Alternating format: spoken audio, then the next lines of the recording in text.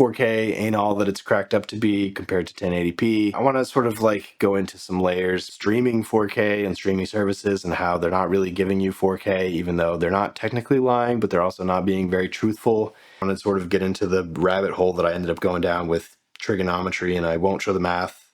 That'll be its own video that I'll put out, and it's going to be super dry and nobody's going to watch it, and that's fine. That's not what this video is. So I don't actually master any of my videos in 4K on YouTube. I master them in 1080p. But if you look on most of my videos, you could toggle up to 4K, and that's because YouTube thinks I gave them a 4K file. But what I did was I up-resed it at the end from 1080p. So basically that one 1080p dot is now 4 1080p dots. So it's the same information, it's the same sharpness, it's everything. It's just, it's a bigger canvas, and YouTube thinks it's 4K and calls it 4K. It says, thank you very much. The reason I do that is because YouTube, for some reason, the compression algorithm they use hate 1080p. I don't understand why. So I heard and learned a while back that if you export everything in 4K, the 1080p version of it looks a little bit crispier, a little bit sharper, because it's not using this 1080p algorithm that YouTube uses that does not like 1080p. So jumping off of that, the YouTube 4K is about the same sharpness as the original file if it was 1080p. Technically, it's still 4K, just like all the rest of the streamers, because it is 3840 by 2160, which is 4K, but they compress the crap out of it, and you lose a lot of detail and you lose a lot of data, and I've done videos about that. I'll try to link them below if I remember. Yeah, and they're all doing it. Amazon, Netflix, Hulu, all of them, they have similar streaming compression stuff. And basically, if it's 4K, it's going to act like 1080p. If it's 1080p, it's going to act like 720p, except for YouTube, which it's more like 540p, let's be honest. Kind of sucks, but honestly, if I'm watching TV, if I'm watching a movie, I'm usually appreciating the story more than I am the crispiness of the image, unless it's something awesome like Star Wars Rogue One. So, but yeah, if you want true 4K on your 4K TV, you got to do it through a 4K Blu-ray disc, or you got to do it off your computer and have the actual 4K data file. And that's the way if you stream it, it's not going to actually be 4K properly, because streaming services figured out that if you give the world infinite internet bandwidth, they're going to use all of it, and they've decided that's expensive, and so they're making these streaming compression algorithms to pretend that it's 4K, but it's not. Tinfoil hat conspiracy stuff, maybe, and they're not technically lying, but they are not being super truthful. It sucks. Having said that, I still, it would be nice to have a 4K stream. I'll admit that. There is a sweet spot, and I think TV companies have known the whole time, and camera companies have probably ignored it the whole time, and it's not 4K. And here's the situation. Have you ever heard of DPI, dots per inch? This is a photographic term. It's how many printer dots on a piece of printer paper that you hold it up to your face, and you're not going to be able to see more detail past a certain level. The agreed upon number is about 300 DPI, 300 dots. So no matter how close you get, as long as you don't take out a magnifying glass, you're not going to be able to see between the dots. If you have incredible vision, maybe you'll be able to see, and maybe you go up from 300 to 600 dots. Maybe it gets a little sharper, but the agreed upon number for print media for the last, I don't know, 50 years has been 300 DPI, 300 dots per inch. TVs and cameras don't have dots, but they do have pixels. Pixels are a little different because they're square, not round, but they're kind of the same thing. Difference is you push your nose way into a TV, and you can see between the pixels, you can see the pixel, and then you usually see a white square because most TVs are backlit with white. So there's that. Whereas dots on a photographic paper are just dots on you. I guess you would see the white, 'cause the white photographic paper, but it's, yeah. Anyway, so I thought to myself, well, you can look up pixel density for TVs and stuff, because again, 4K is just 3840 by 2160. So we know how many pixels are there, whatever that number is. I'm not a math person. 300 dots per inch, what pixel density of screen would that be? It's about a 25-inch screen. So it's basically a computer screen, computer monitor. It's about that.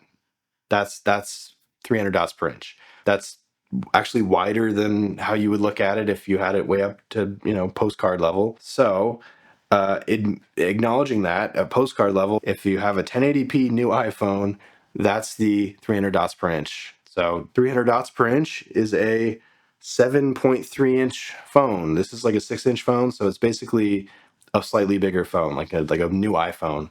The people who hold their phones or use the cardboard to put them in their phones, that gives me a migraine. But people that do that, you'll probably see the 1080p dots if you do it that way. But if you hold it at arm's length, um, that's kind of the sweet spot. It's kind of one of those weird, just cosmic coincidences, like holding your thumb at arm's length, being able to cover the moon, but also being able to cover the sun because they're kind of the same size perspectively in the sky.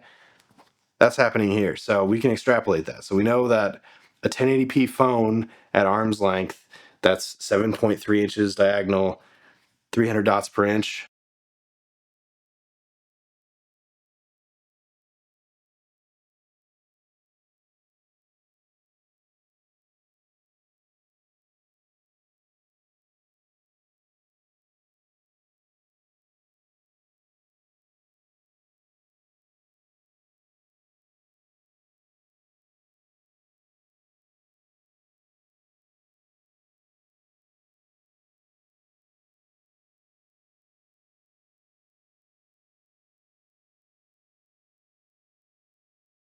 Well, how do you extrapolate that out? Can you use your phone to cover a screen, cover a monitor?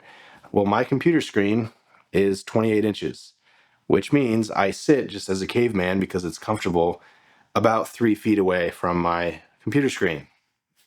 That's the same angle as holding your phone at 12 inches away from your body. So the equivalent 300 dots per inch for my 28 inch screen, 79 dots per inch. And you can keep going. I have a 55-inch television in front of me. I'm in a narrow, living room right here.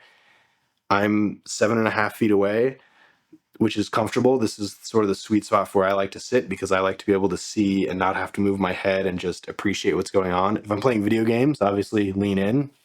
I have a big, I lean into my screen when I'm playing computer games, but if I'm just watching a movie or watching TV, I like to sit where I don't have to move my head because I don't like hurting my head, but I don't like to sit so close it hurts my eyes. This is a measured sweet spot, and it's actually in user manuals for TVs. This angle right here, if you have a dot on the back of your head and you draw a line out from the dot from your eyes, is about 30 degrees. So it's a pretty narrow angle. It's like this. Um, our field of vision, because we have binocular vision, is wider than it is tall, but width-wise, we can see about 180 degrees. It's a little bit more, but this stuff out here, it's movement. That's basically all we can perceive in our periphery. But when you get closer in, you can see more detail and sort of the comfortable sweet spot for seeing detail, for looking at stuff without having to move your head much, and you can just use your eyes and sort of see it all if you wanted to, is about 30 degrees, which weirdly is the same as holding a 7.3-inch phone at 12 inches away, or my 28-inch screen at 3 feet away, or my 55-inch TV screen at 7.5 feet away. And it's hitting that 300 dots per inch equivalence. It's a 1080p image. It's not 4K. Does that mean that the 4K image won't be sharper? It probably will be a little bit sharper, and you will be able to get closer and still see extra detail the closer you get to a certain point compared to 1080p. But again, if you're just doing it for the love of the game, if you're doing it for appreciation of a 4K stream, if you're streaming 4K and you're sitting the distance away that gives you that 30-degree view angle that seems to be the sweet spot for at least me, you're first of all, you're not seeing 4K because it's being streamed to you, so it's fake 4K, so it's like 1080p.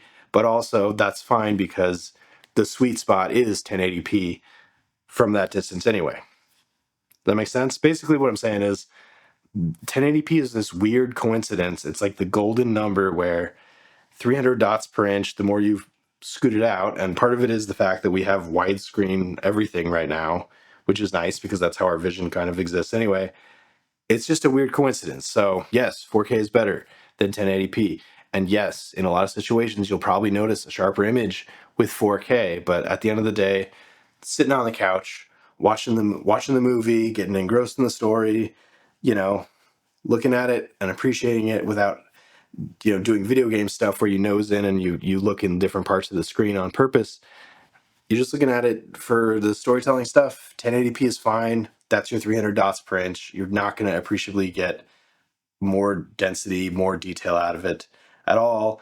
And honestly, it would be better if the streaming services had less compressed data coming to us, and that way that would be sharper on their end. Because, like I keep harping on, a 4K stream from a streaming service is basically just like a messy 1080p stream, and so far and so forth.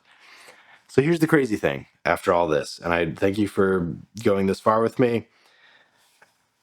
If you're watching this on your computer, the little toggle probably says 4K, or if you default it to 4K, thank you. I appreciate that. Obviously, as I've talked about, I did not record this in 4K.